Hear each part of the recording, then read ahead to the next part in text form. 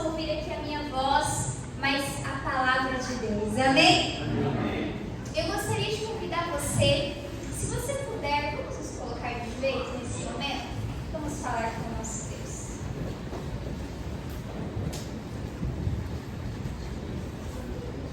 Oremos. Querido Pai, Deus de amor, santo, santo, santo é o teu nome. Amém. Nós te louvamos e te bendizemos porque o Senhor é bom e as tuas misericórdias duram para sempre. Amém. Pai, nós estamos aqui na tua presença com o coração sincero e contrito, clamando e rogando para que o teu Santo Espírito fale nessa manhã aos nossos corações. Nos esvazia, Senhor, de nós mesmos, nos esvazia do que nós achamos, nos esvazia, Pai, de nossos preconceitos e nos encha da verdade da tua palavra, para que possamos sair desse templo físico, sendo também templos e habitação do teu Santo Espírito. Amém. Conduza, Senhor, as minhas palavras, unja os meus lábios, Pai, e que eu venha falar tão somente o que estiver de acordo com a tua palavra. Amém. Em nome de Jesus, oramos a ti. Amém. Eu gostaria de pedir para que você abrisse a sua Bíblia no segundo livro da Bíblia, no livro de Êxodo, no capítulo 20.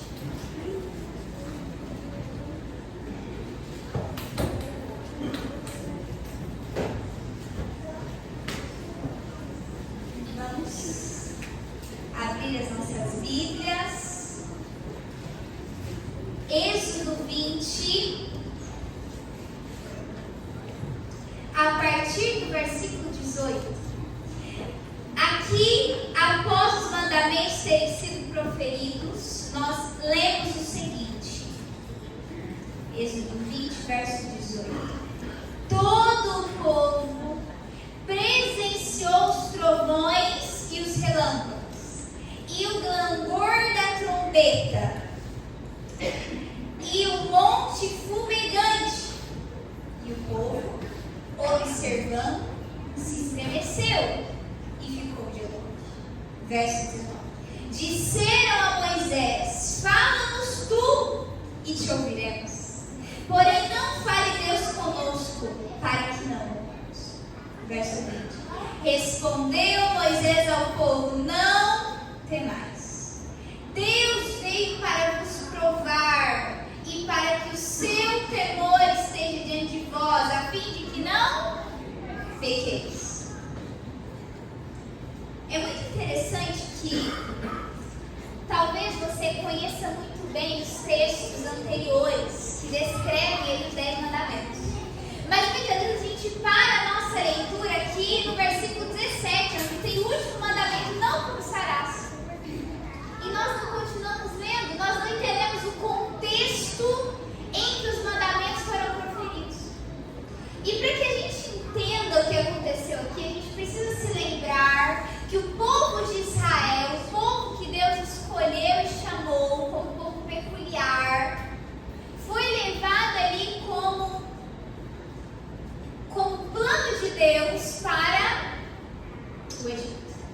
E ali, em um certo momento, eles começaram a ser oprimidos. E aí, queridos, eles ficaram mais de 400 anos. E eles começaram a clamar a Deus, porque eles queriam ser libertos daquela opressão. Ali eles não tinham condições de obedecer a Deus, de buscar a Deus, porque o Egito era um lugar politeísta em que eles adoravam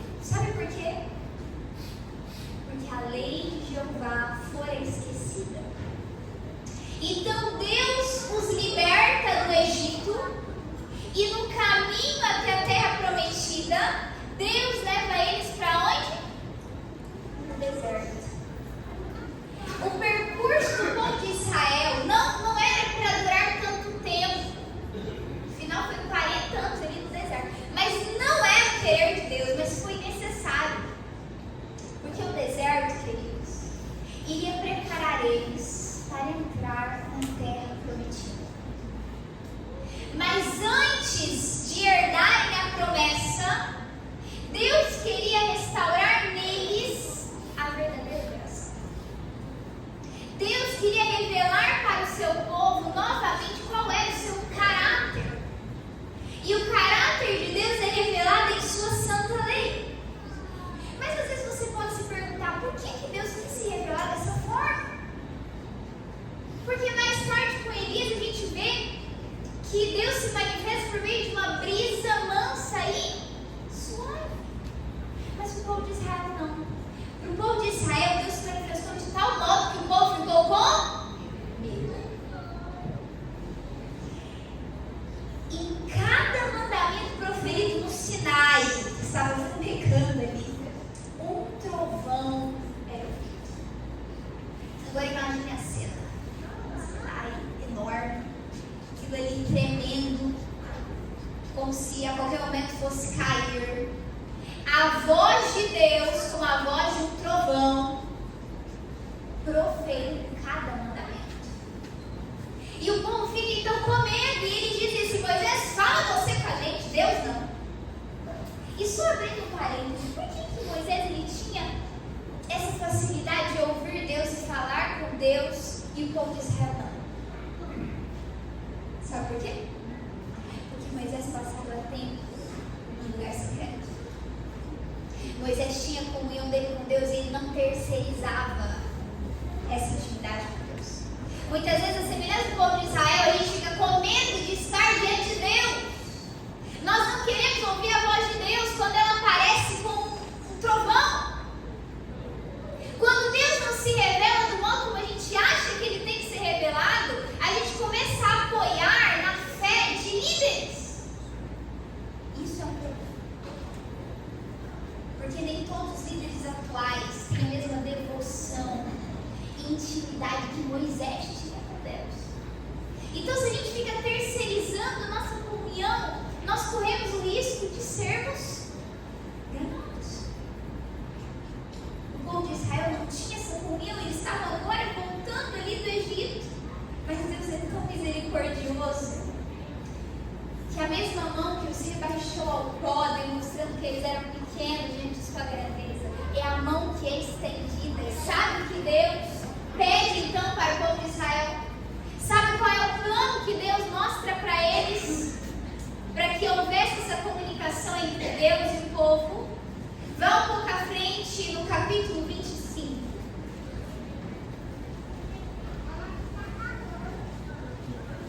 Êxodo 25,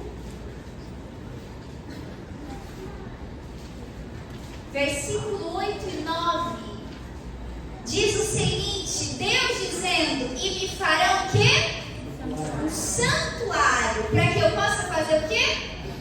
Habitar no meio deles. Verso 9, segundo tudo que eu te mostrar para modelo do tabernáculo e para modelo de todos os seus móveis, assim mesmo faz.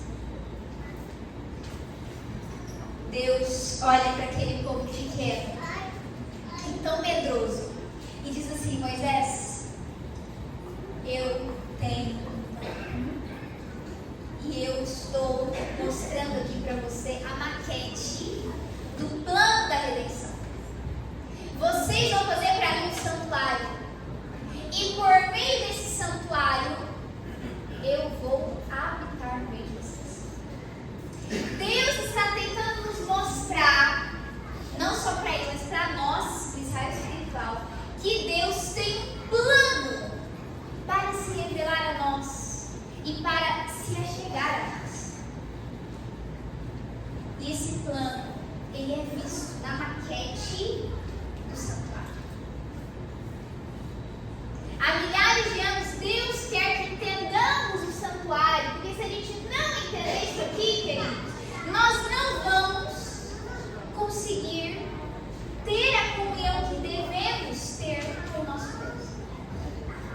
Quando Deus revela ali para Moisés o plano do santuário, qual era ali a ordem de cada móvel e cada ponto, Deus tinha em mente o que já existia. O santuário que já existia no céu e que agora iria ser feita uma cópia dele na terra. E Deus disse: por meio disso aqui, eu vou me revelar. Queridos, a semelhança do povo de Israel, eu e você já estivemos no Egito. E Deus enviou o libertador Jesus Cristo para nos libertar da opressão do Egito. Quando nós estamos no Egito, quando nós estamos no mundo, nós vivemos como escravos. Escravos do pecado, escravos do inimigo, escravos de nós mesmos. Então o libertador Jesus Cristo, com o seu sangue do Cordeiro, nos liberta. E Ele então nos leva para o deserto, queridos. Às vezes a gente tem a impressão de que aceitar Jesus é viver agora uma vida perfeita. Se eu estou dentro da igreja, por que eu perdi emprego? Se eu sempre venho nos cultos, por que meu filho está fora? Por que eu tenho problemas no meu casamento? Não deveria, porque se eu tenho Deus, por que tem acontecido essas coisas? Queridos, o caminho até a terra prometida é o caminho do deserto, mas sabe o que deve nos confortar? É que ali no deserto, Deus tem um plano. Ele queria que o povo de Israel caminhasse o caminho do santuário, porque por meio do santuário, Deus iria mostrar para eles qual é o plano da redenção. Deus usa então seu método pedagógico. Deus é muito pedagógico. Ele queria que nós entendêssemos o plano da redenção. E para que você entenda, você precisa entender isso. Então a mão que humilhou até o pó ergue o penitente. A voz que repreendeu o pecado e expôs a vergonha, o orgulho e a ambição, indaga com a mais terna simpatia. Que queres que te faça? Deus se mostra para o povo de Israel a grandeza e a santidade da sua vida, para que o povo diante daquilo ali se humilhasse e tivesse a convicção de que eles não podiam estar na presença dele. Então, o próprio Deus revela para eles o plano. O próprio Deus vai até eles e diz: o que queres que eu te faça? Queridos, Deus primeiro mostra ao povo de Israel a lei, o juízo e a ira, para depois apresentar a graça, a misericórdia e o perdão. Quando nós olhamos para a vida de Jesus, nós percebemos que o próprio Cristo, ele teve de caminhar o caminho do santuário. E esse é o nosso dever também. Eu gostaria de voltar aqui na imagem do santuário para relembrar com você os passos de Jesus. Quando Jesus estava aqui entre nós, no seu ministério, ele esteve como se andando aqui pelo acampamento. Mas teve um momento que Jesus ele teve que depor a sua vida no altar do Pai. Então, esse altar de sacrifício é um símbolo da cruz. Jesus teve que entregar a sua vida por pecadores como nós, que pelo pecado perdemos a nossa conexão e comunhão com Deus. Não pode haver perdão sem derramamento de sangue. O sangue do verdadeiro Cordeiro Jesus Cristo foi derramado para que nós pudéssemos adentrar a sua presença com ousadia. Amém? Amém. Jesus também teve de passar por esse segundo móvel, que é a pia, e talvez você possa pensar que isso aqui é um símbolo do batismo de Jesus que aconteceu primeiro, e sim, isso tem um símbolo de batismo. Mas como é algo que acontece de maneira sequencial, isso aqui não pode ter sido primeiro. Então aqui nós nos relembramos daquele momento em que Jesus disse para os discípulos: vocês não podem ser batizados com o batismo que eu serei. E Jesus disse isso no início do seu ministério? Antes do seu ministério? Não. Ele disse isso no final. Que batismo Jesus estava se referindo? A sua ressurreição. Então ele passou pela cruz, ele ressurgiu, e quando ele vai ao céu, ele precisa continuar o caminho do santuário. Então lá no céu ele entra no lugar santo, que é o próximo morte. E eu gostaria de convidar você a abrir a sua Bíblia no livro de Hebreus, ali Paulo ele se detém a falar sobre o ministério expiatório de Jesus que continua no céu. Que muitas pessoas não veem dessa forma porque não conseguem ver no santuário o plano da redenção. Hebreus no capítulo 8.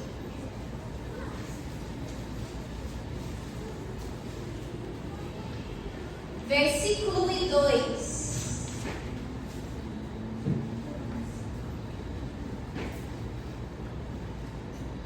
Ora, o essencial das coisas que temos dito é que possuímos tal sumo sacerdote que se assentou à destra do trono da majestade nos céus, como ministro do santuário e do verdadeiro tabernáculo que o Senhor elegeu, e não nós. Paulo está dizendo: ei, povo judeu, povo hebreu, lembra daquele santuário lá que Deus pediu para vocês fazerem quando vocês estavam indo como peregrinos? Pois é. Ele era um plano, uma maquete, um esboço, para que vocês entendessem o verdadeiro plano da redenção. Então era necessário que Jesus passasse por isso aqui, porque lá no Salmo 77 diz que o caminho do Senhor está no santuário. Jesus teve de trilhar esse caminho, então ele entra no lugar santo a partir de sua ressurreição, depois dos dias que ele estava aqui, né, que ficou ainda alguns dias aqui, então ele sobe ao céu, oficialmente, é quando o Espírito Santo é derramado. E lá no céu Jesus ficou fazendo o quê? De braços cruzados? Apenas observando o que estava acontecendo aqui? Não. Jesus, ele continua salvo expiatório. E sabe por que é importante que você entenda isso como membro da igreja de sétimo dia? Porque a maioria dos cristãos não entendem e não creem na doutrina singular e peculiar da Bíblia. Não vou dizer que é do povo adventista. É uma doutrina bíblica. Quando a gente deixa de entender o santuário, a gente deixa de entender qual foi ali os passos de Jesus e qual deve ser os meus passos até a presença de Deus. O mundo religioso como um todo, dos que creem em Jesus, eles terminam aqui no pátio. Tudo bem, Jesus fez sacrifício por nós, ressuscitou, amém. Termina aqui o evangelho. A missão de Jesus, ela continua. E como que eu vou entender isso aqui? Quando eu entendo como funcionava naquele tempo. Das 12 tribos de Israel, Deus separou uma tribo para estar aqui no serviço do santuário. Esses homens de branco aqui, ó. E essa tribo era a tribo levita.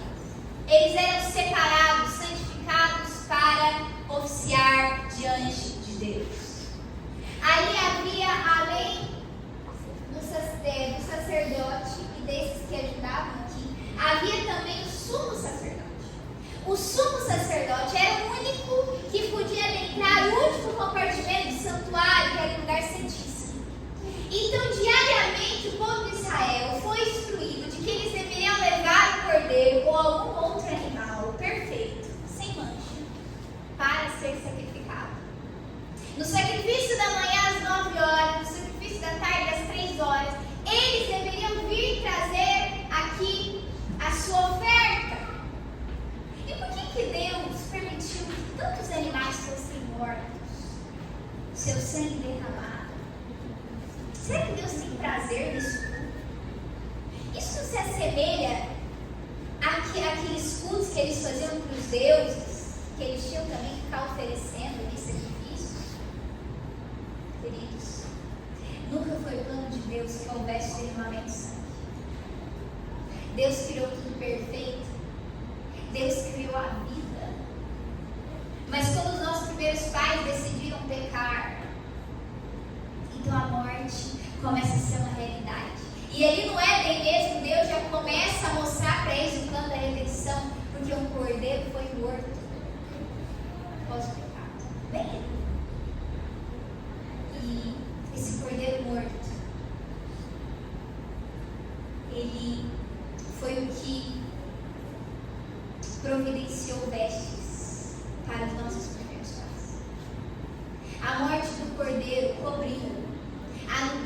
pecado causou em Adão e Eva.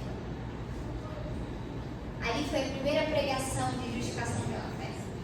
Aquele cordeiro era um símbolo de Jesus.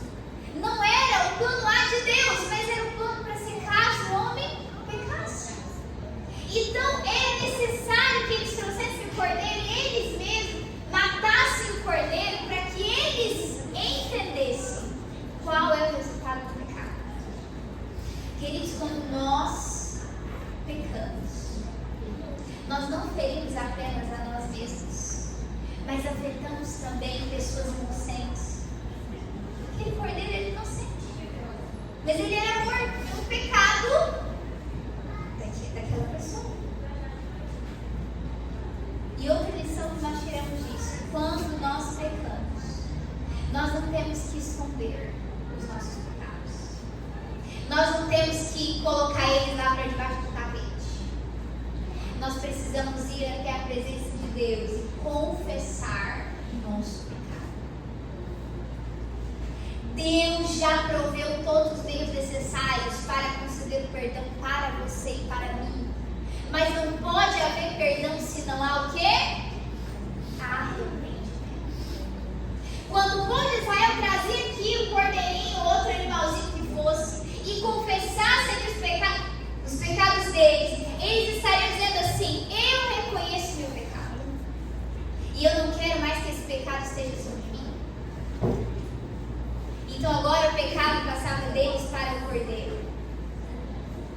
E por que era necessário que esse sangue derramado fosse aspergido no santuário? Porque o pecado agora não estava mais no cordeiro, mas no santuário.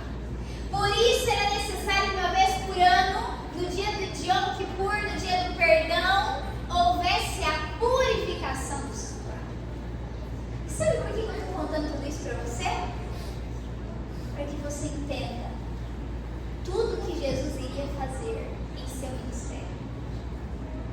Jesus está revelado em cada parte do santuário, porque Ele é o Cordeiro de Deus que tira o pecado.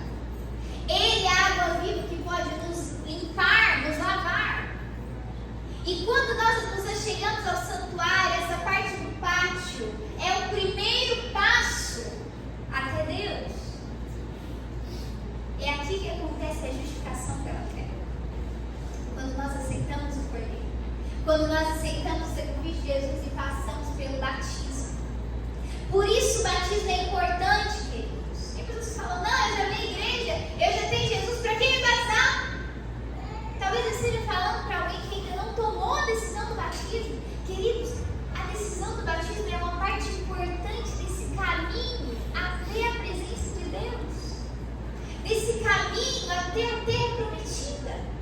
É o momento em que nós somos lavados, purificados de nossos pecados.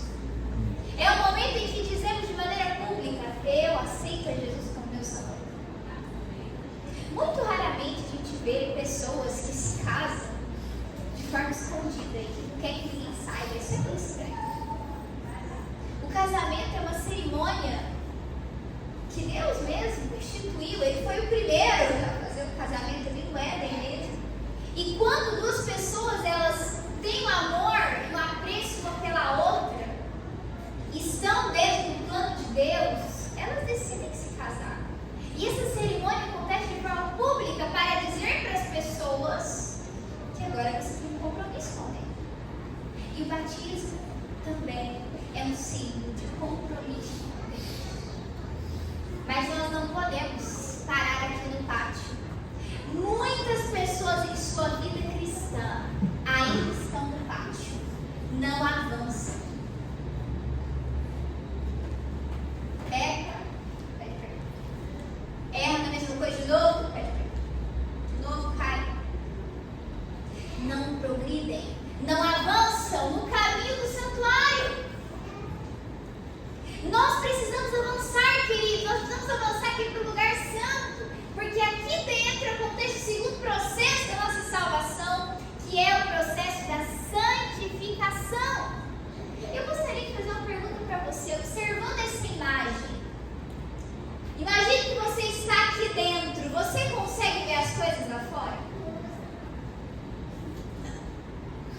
enquanto nós estamos aqui no pátio, nós ainda conseguimos enxergar as coisas. Mas quando nós entramos no lugar santo, nós não contemplamos mais o mundo. Nós não estamos mais no Egito. A nossa vida precisa ser diferente. Por que chama lugar santo? O que significa santo? Separado. Deus diz que não só esse lugar é santo, mas Ele diz também que o sábado é santo. Não é isso que a gente lê em Gênesis? Ele separou, Ele abençoou, Ele santificou o sábado. Ele também diz que nós somos santos. Ele também nos separou para uma missão peculiar. E sendo povo santo, estando sendo santificados, a nossa vida precisa ser diferente. Nós temos que deixar as coisas do Egito no Egito. As coisas do acampamento no acampamento. As coisas do pátio no pátio. A gente precisa avançar. Nós precisamos entrar no lugar santo. E para isso nós não temos mais que contemplar o que está no mundo, o que Satanás inspira, queridos. Como que nós vamos santificar se nós ainda ouvimos as músicas que o inimigo inspira? Se nós ainda assistimos os filmes, séries, novelas que o inimigo inspira? Se nós ainda contemplamos as modas e costumes que o inimigo inspira? Coisas do Egito que não fazem parte do povo de Deus. Não pode haver santificação se nós não nos separamos do que nos separa de Deus. Se nós não deixamos que Deus tire de nós o Egito, o mundo. Porque Deus não quer só nos tirar do mundo, Ele quer tirar o mundo de dentro de nós. Esse é o problema com a igreja do século XXI. Ela sai do mundo, mas o mundo não sai dela. Ela ainda quer trazer aqui, para esse lugar santo, coisas que Deus chama de abominação. Práticas que Deus não tolera diante dele. Porque hoje a gente tem às vezes a impressão de que o mundo vê Deus como sendo Deus passivo. Tudo bem, o que você quiser fazer, a oferta que você quiser trazer, a roupa que você quiser vestir, o alimento que você quiser comer, a vida que você quiser viver, e eu aceito. Queridos, esse não é o Deus da Bíblia. Deus não aceita o que eu tenho de melhor. Deus aceita o que Ele disse que é melhor. Nós precisamos avançar na nossa comunhão com Deus. E eu gostaria de convidar você a ir agora para o Evangelho de João. Há um meio que Deus usa para nos santificar. E confesso para vocês que não é um processo assim, como se fosse uma mágica. A gente não acorda e diz, hoje concluiu-se a santificação na minha vida. Não. É um processo contínuo e Deus tem o seu meio de nos santificar. Abra sua Bíblia em João 17 e nós vamos ler o versículo 17.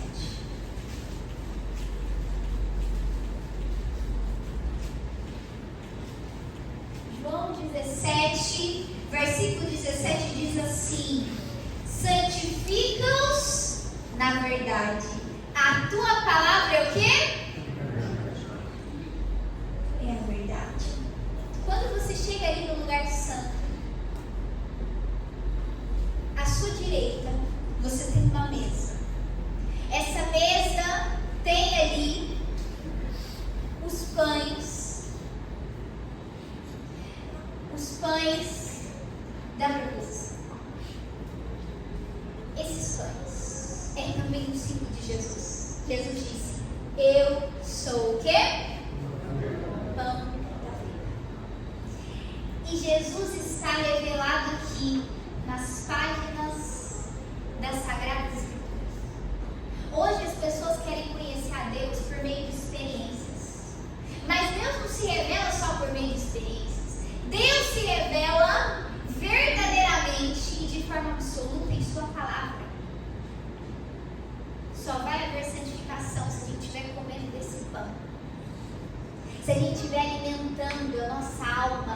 com a palavra de Deus.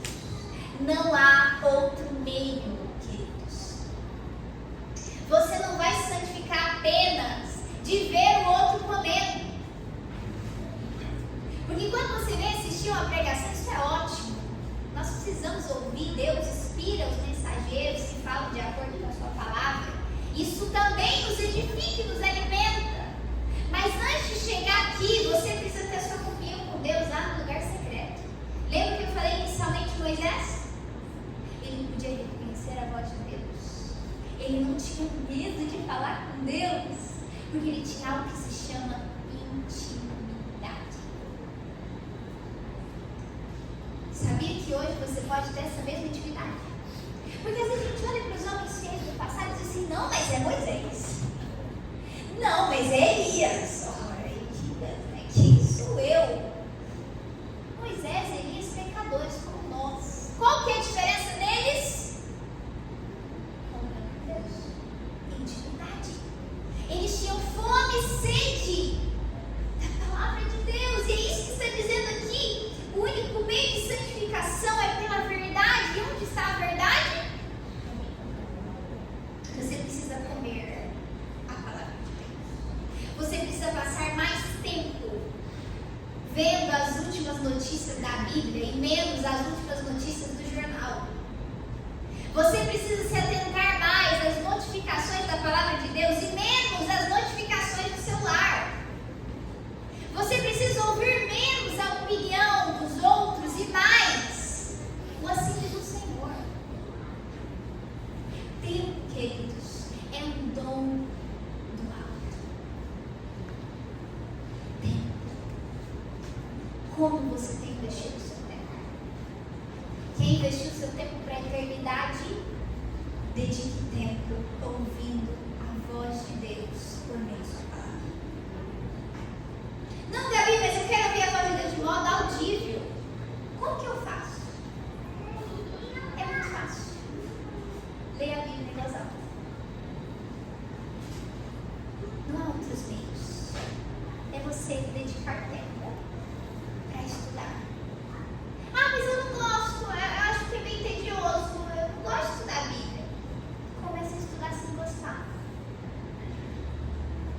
E eu tenho certeza que vai se passando os dias e você não vai conseguir sair da sua casa antes de se alimentar. Amém? Amém. Porque essa palavra aqui transforma, essa palavra aqui santifica.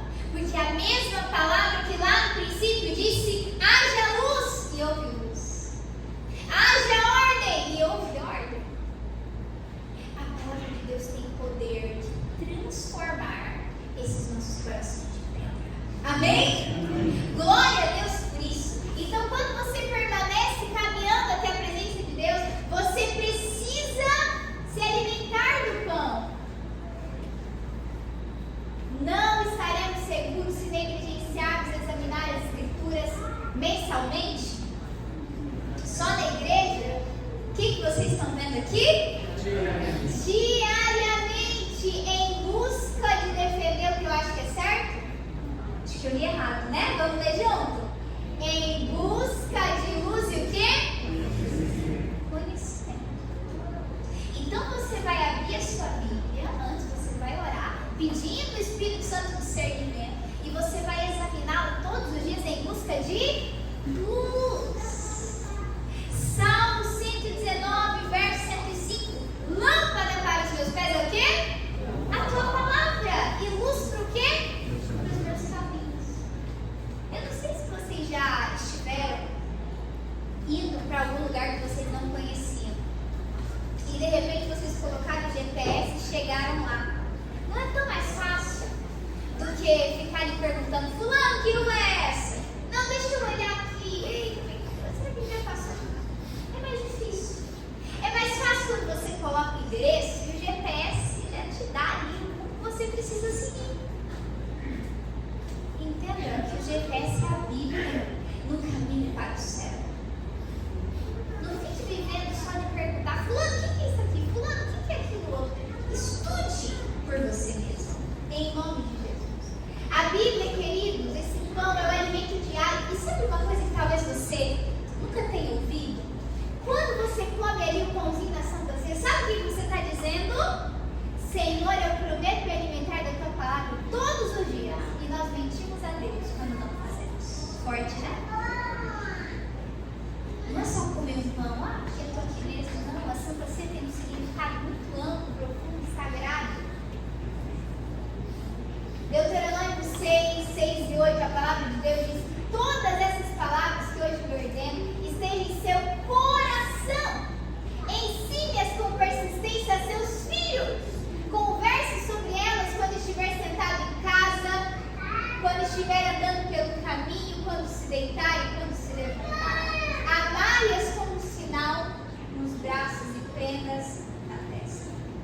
está dizendo aqui?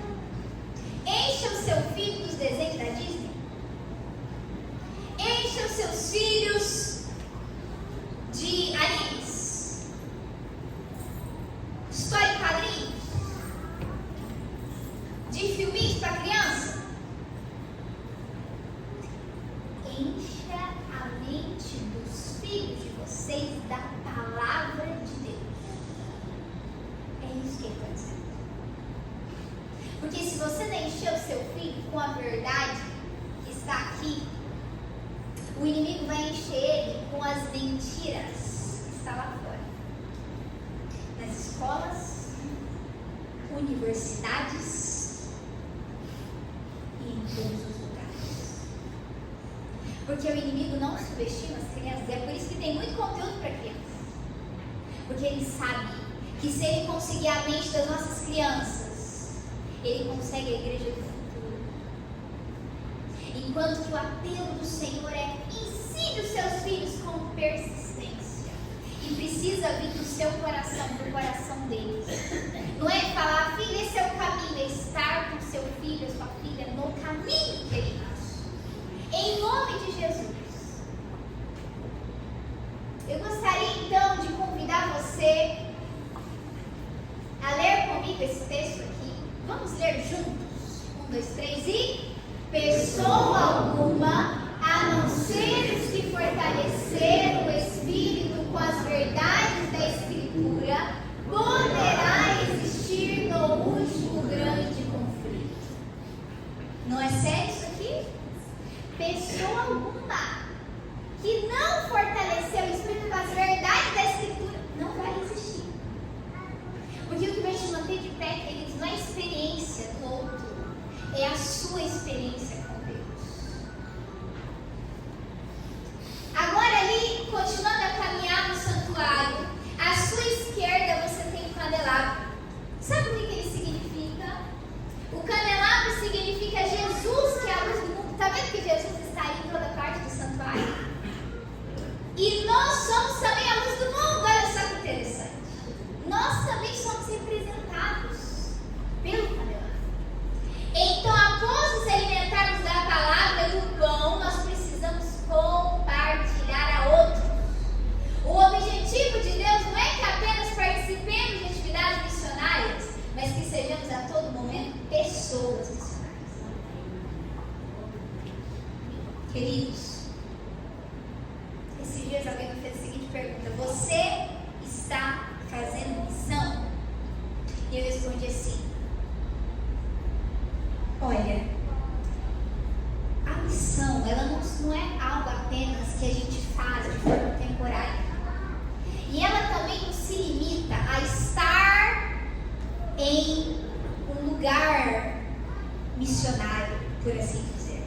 A missão, ela não é apenas o fazer, é o ser. Você é parte dessa missão. O impacto e esperança não deve acontecer na sua vida uma vez por ano, quando todo mundo vai. Todos os dias Deus quer usar a sua vida para impactar a vida de outra pessoa. Amém? Então eu respondi e falei: irmã, eu não só estou em missão, mas eu sou parte dessa missão. Queridos, a missão, inclusive, ela começa na nossa casa. Tem pessoas que pensam que para ser missionário tem que ir para o Haiti, para a África, para outros lugares, e elas esquecem de pregar para o parente. O vizinho nem sabe que religião essa pessoa é. Antes da gente querer ser missionário, atravessando o oceano, vamos atravessar a rua. Vamos fazer parte dessa missão, entendendo que não é só um momento de missionário, é uma vida como missionários, amém? É um chamado para toda a vida. É isso que significa o candelabro: iluminar, ser luz. Agora, o interessante é que aquela lâmpada só podia se manter acesa por meio do azeite. Lembra da parábola das 10 virgens? O azeite é o Espírito Santo. Não tem como você compartilhar, não tem como você pregar, testemunhar, se você não tem as chamas do Espírito que emanam em seu coração. tem como a gente sair para levar o alimento que a gente não buscou primeiro.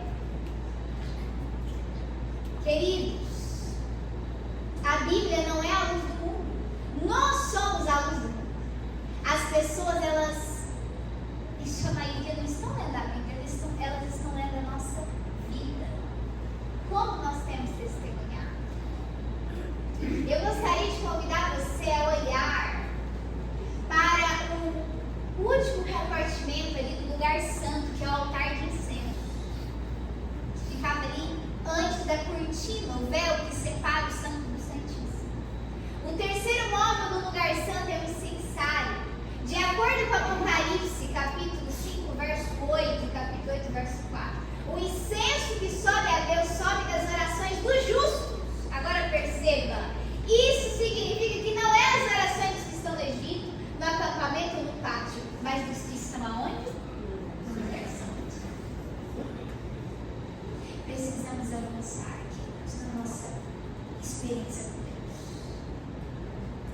Tem pessoas que têm anos de adventista, que conhecem todas as doutrinas, que conhecem toda a liturgia do culto, que conhecem todos os hinos, mas não conhecem Jesus. Talvez essas pessoas sejam aquelas que dirão: Senhor, em teu nome eu louvei lá na igreja, em teu nome eu preguei lá no culto, em teu nome eu fui líder, peguei vários cargos da igreja, eu fiz vários estudos bíblicos, mas ouviram de Jesus, eu não conheço. Por quê? Porque não tinha intimidade, não se alimentou do pão, não orava, não buscava o Senhor, não pôde testemunhar. Queridos, hoje o Senhor te convida a caminhar no caminho do santuário. O último compartimento é o lugar santíssimo. E sabe, é ali que está a presença de Deus. Ali no lugar santíssimo, nós nos chegamos diante da presença de Deus e somos capacitados a obedecer os seus mandamentos, a sua lei que está ali na arca. Queridos, a gente não tem que pensar que antes de entrar para o lugar santo a gente já precisa estar vivendo uma vida perfeita. Isso não existe. Não é a gente que santifica a nós mesmos, é Deus. É dele o querer e o efetuar. É ele que nos santifica.